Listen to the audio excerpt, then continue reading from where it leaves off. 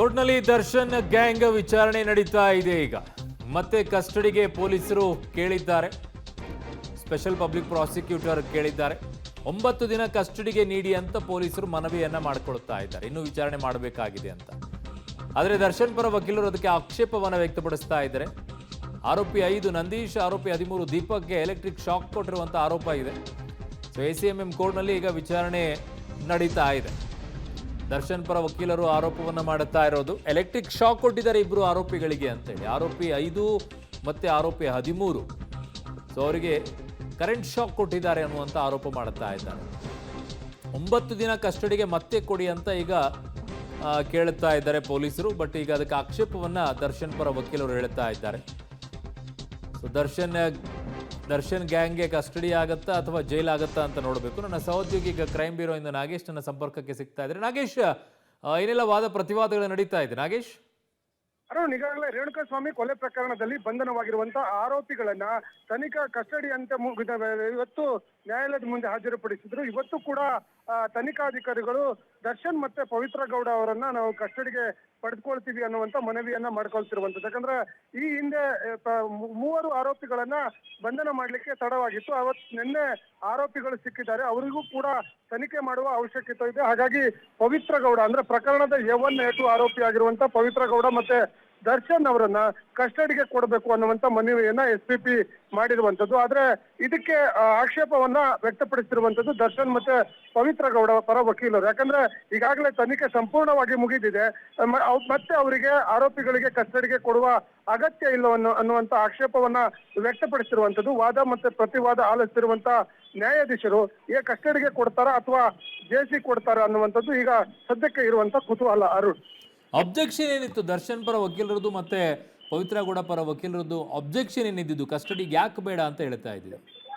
ಅರುಣ್, ಬಹಳ ಪ್ರಮುಖವಾಗಿ ಈ ಹಿಂದೆ ಸುಮಾರು 6 ದಿನಗಳಿಂದ ಬಂಧಿತ ಆರೋಪಿಗಳಾಗಿರುವಂತ A1 ಮತ್ತೆ A2 ಆರೋಪಿ ಆಗಿರುವಂತ ದರ್ಶನ್ ಮತ್ತೆ ಪವಿತ್ರ ಗೌಡ ಅವರನ್ನ ಈ ಪ್ರಕರಣದಲ್ಲಿ ವಿಚಾರಣೆ ಮಾಡಲಾಗಿದೆ. ವಿಚಾರಣೆ ಸಂದರ್ಭದಲ್ಲಿ ಉಳಿದ ಆರೋಪಿಗಳನ್ನ ಬಂಧನ ಮಾಡಿ ಅವರ ಸಮ್ಮುಖದಲ್ಲೇ ವಿಚಾರಣೆ ಮಾಡಿ ತನಿಖೆಗೆ ಬೇಕಾಗುವಂತ ಎಲ್ಲ ಅಂಶಗಳನ್ನು ಕೂಡ ಬಂಧಿತ 2 ಆರೋಪಿಗಳಿಂದ ಪಡೆದುಕೊಳ್ಳಲಾಗಿದೆ. ಮತ್ತೆ ಕಸ್ಟಡಿಗೆ ಕೊಡುವುದು ಅತ್ಯವಶ್ಯಕ ಅನ್ನುವಂತ ಮನವಿಯನ್ನ ದರ್ಶನ್ ಮತ್ತೆ ಪವಿತ್ರ ಗೌಡ ಪರ ವಕೀಲರು ಮಾಡುತ್ತಿರುವಂತದ್ದು. ಯಾಕಂದ್ರೆ ಈಗಾಗಲೇ ತನಿಖೆಗೆ ಎಲ್ಲ ರೀತಿಯ ಸಹಕಾರವನ್ನ ಕೊಟ್ಟಿದ್ದಾರೆ ಮತ್ತೆ ಪ್ರಕರಣಕ್ಕೆ ಸಂಬಂಧಪಟ್ಟಂತ ಎಲ್ಲ ಮಾಹಿತಿಗಳನ್ನು ಪಡೆದುಕೊಂಡಿದ್ದಾರೆ. ಹಾಗಾಗಿ ಅವ್ರಿಗೆ ತನಿಖೆಗೆ ಮತ್ತೆ ಕಸ್ಟಡಿಗೆ ಕೊಡುವ ಅಗತ್ಯವಿಲ್ಲ ಅನ್ನುವಂತ ವಾದವನ್ನ ಅವರು ಕೂಡ ಮಂಡನೆ ಮಾಡುವ ಕೆಲಸವನ್ನ ಮಾಡ್ತಿರುವಂತದ್ದು. ಅರುಣ್, ಓಕೆ, ಹಾಗೆ ಇರಿ ಸಂಪರ್ಕದಲ್ಲಿ ನಾಗೇಶ್. ಮರ್ಡರ್ ಕೇಸ್ನಲ್ಲಿ ಈಗ ದರ್ಶನ್ ಮತ್ತು ಇನ್ನುಳಿದಂಥ ಆರೋಪಿಗಳೇನಿದ್ದಾರೆ ಎಲ್ಲದಕ್ಕೂ ದರ್ಶನೇ ಕಾರಣ ಅನ್ನುವಂಥದ್ದು ಎಷ್ಟು ಸರಿ ಅಂತ ದರ್ಶನ್ ಪರ ವಕೀಲರು ಕೇಳ್ತಾ ಇದ್ದಾರೆ. ಸಾಕ್ಷಿಗಳು ಆಗಿದೆ, ಎವಿಡೆನ್ಸ್ಗಳು ಆಗಿದ್ದಾವೆ. ಮೊದಲನೇ ಆರೋಪಿ ಪವಿತ್ರ ಗೌಡ, 2ನೇ ಆರೋಪಿ ದರ್ಶನ್ ಅವರಿದ್ದಾರೆ. ಸೂಚನೆಯ ಮೇರೆಗೆ ಈ ಮರ್ಡರ್ ಆಗಿರುವಂಥದ್ದು. ಸೊ ಹಾಗಾಗಿ ಅವರ ವಿರುದ್ಧವೇ ಎಷ್ಟು ಸರಿ ಅಂತ ಕೇಳಿದರೆ ಅವರೇ ಅನ್ನುವಂಥದ್ದು ಒಂದು ವಾದ ಬರುತ್ತೆ. ಬಟ್ ಈಗ ಅವರು ವಾದವನ್ನು ಅವ್ರು ಮಂಡಿಸ್ತಾರೆ, ಅವ್ರ ಪರ ವಕೀಲರು. ಪವಿತ್ರ ಗೌಡ ಪರ ವಕೀಲರ ವಾದ ಕೂಡ ಮಂಡನೆಯನ್ನ ಮಾಡ್ತಾ ಇದ್ದಾರೆ. ಈಗಾಗಲೇ 6 ದಿನ ವಿಚಾರಣೆ ನಡೆಸಲಾಗಿದೆ. ಮತ್ತೆ ಪೊಲೀಸ್ ಕಸ್ಟಡಿಗೆ ನೀಡಬೇಡಿ ಅಂತ ಕೇಳ್ತಾ ಇದ್ದಾರೆ. ಸೊ ಕೋರ್ಟ್ ಅನುಮತಿ ಪಡೆಯದೆ ಮೊಬೈಲನ್ನು ಸೀಸ್ ಮಾಡಲಾಗಿದೆ ಅಂತ ಅವರು ಆರೋಪವನ್ನು ಮಾಡುತ್ತಾ ಇದ್ದಾರೆ. ಆರೋಪಿಗಳ ಪೈಕಿ ಪವಿತ್ರ ಏಕೈಕ ಮಹಿಳೆ ಆಗಿದ್ದಾರೆ. ಸೊ ಪವಿತ್ರ ಸಾಕಷ್ಟು ನೋವನ್ನು ಅನುಭವಿಸಿದ್ದಾರೆ ಅನ್ನುವಂಥ ಕಾಳಜಿಯನ್ನು ವ್ಯಕ್ತಪಡಿಸ್ತಾ ಇದ್ದಾರೆ. ಪವಿತ್ರ ಪರ ವಕೀಲರು ಈ ವಾದವನ್ನು ಮಂಡನೆಯನ್ನು ಮಾಡ್ತಾ ಹೇಳ್ತಾ ಇದ್ದಾರೆ.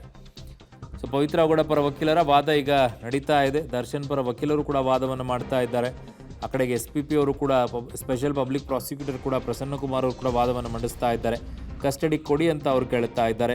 ಇನ್ನೊಂದು ಕಡೆಗೆ ಕರೆಂಟ್ ಶಾಕ್ ಕೊಟ್ಟಿದ್ದಾರೆ ಅನ್ನುವಂಥ ಆರೋಪವನ್ನು ಪೊಲೀಸರ ಮೇಲೆ ದರ್ಶನ್ ಪರ ವಕೀಲರು ಮಾಡ್ತಾ ಇದ್ದಾರೆ. ಆರೋಪಿ 5 ಮತ್ತು ಆರೋಪಿ 13 ಯಾರಿದ್ದಾರೆ ನಂದೀಶ್ ಮತ್ತು ದೀಪಕ್ಗೆ ಎಲೆಕ್ಟ್ರಿಕ್ ಶಾಕ್ ಕೊಟ್ಟಿದ್ದಾರೆ ಅನ್ನುವಂತಹ ಆರೋಪವನ್ನು ಪೊಲೀಸರ ಮೇಲೆ ದರ್ಶನ್ ಪರ ವಕೀಲರು ಮಾಡ್ತಾ ಇದ್ದಾರೆ. ಅದನ್ನು ಕೇಳುತ್ತೆ ಕೋರ್ಟು, ಹೌದಾ ಇಲ್ವಾ, ಹೇಗೆ ಕೊಟ್ರಿ, ಏನು ಕೇಳ್ತಾರೆ ಅದನ್ನು ಯಾಕೆ ಕೊಟ್ರಿ ಅಂತ ಹೇಳಿ.